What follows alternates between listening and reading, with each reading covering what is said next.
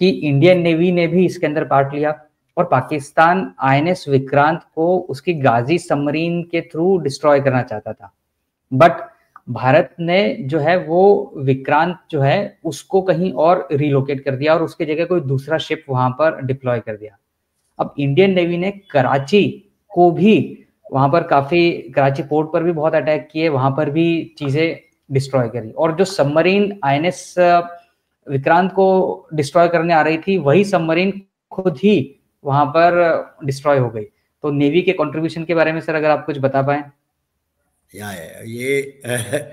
मैं बड़ा थैंकफुल हूँ आपने मुझसे नेवी के बारे में पूछा, बिकॉज देखिए नेवी हमेशा बोली जाती है साइलेंट सर्विस, क्योंकि वो आंखों से दूर काम करती है। एयरफोर्स और आर्मी हम लोगों को सबको सामने दिखते हैं, तो हमको लगता है कि सब कुछ कार्य जो है इंडियन एयरफोर्स और इंडियन आर्मी ही कर रही है, लेकिन ऐसा नहीं है। हमारी नेवी एक बहुत सशक्त अंग है सेना का, और मैं आपको ये बताता हूँ कि अगर नेवी अपना कंट्रीब्यूशन नहीं करती तो शायद इस वॉर को और प्रोलॉन्ग हो जाती।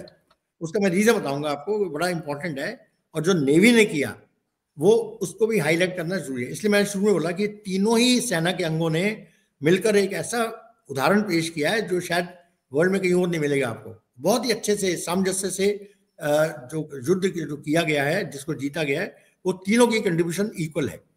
अब उसमें नेवी का जो क्रूशल रोल है, नेवी ने 2 से 16 दिसंबर में उनके ऑपरेशन हुए थे, जैसे अब शुरू है।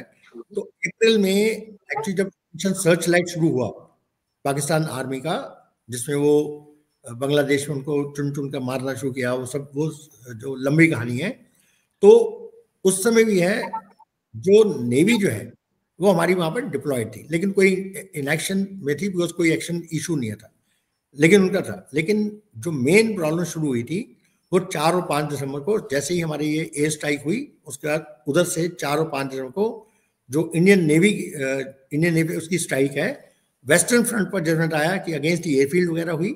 ऐसी ही स्ट्राइक ईस्टर्न फ्रंट पर जो उनके आईएनएस पाकिस्तान नेवी के शिप थे, राजशाही, कॉर्नेसेल शिप, इन शिप्स के अगेंस्ट अटैक किए गए। तो ये अगेन एक जॉइंट एयरफोर्स नेवी ऑपरेशन था, जिससे जो उनकी नेवल स्ट्रेंथ जो लिमिटेड वहां पर थी उसको भी डिस्ट्रॉय किया गया।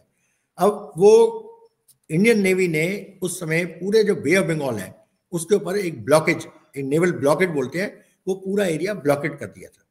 तो इस ब्लॉकेड के बावजूद जो है तो पाकिस्तान जो है वो घबराया, और उस समय उनको मालूम था कि आईएनएस विक्रांत जो है वो बे ऑफ बंगाल में लॉन्च कर दिया गया।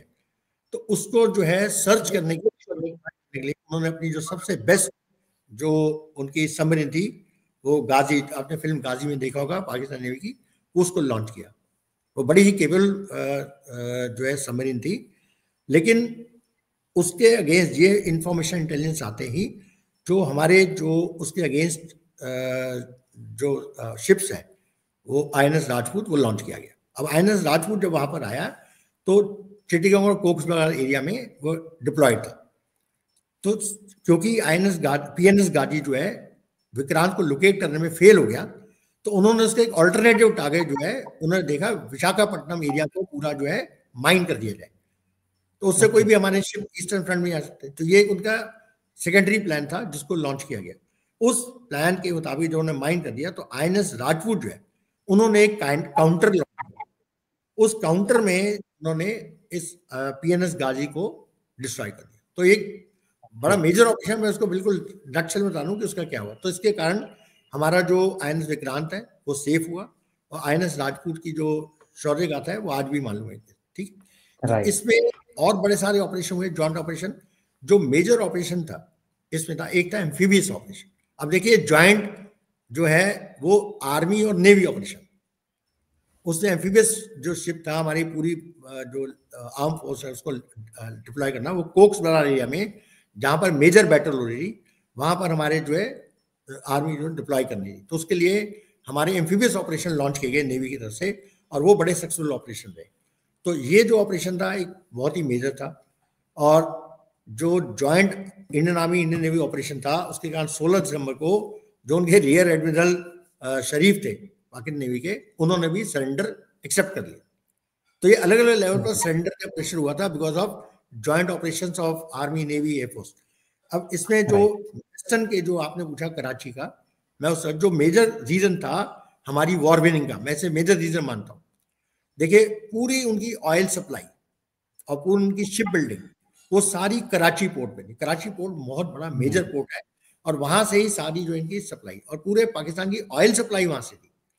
और उस एरिया में अगर उनकी ऑयल सप्लाई काट दी जाए तो पाकिस्तान की वॉर वेजिंग कैपेसिटी जिसे बोलते हैं कि उस वॉर लड़ने की हिम्मत ही खत्म, उनकी बेसिकली उनकी स्पाइन जो है तोड़ दी जाएगी।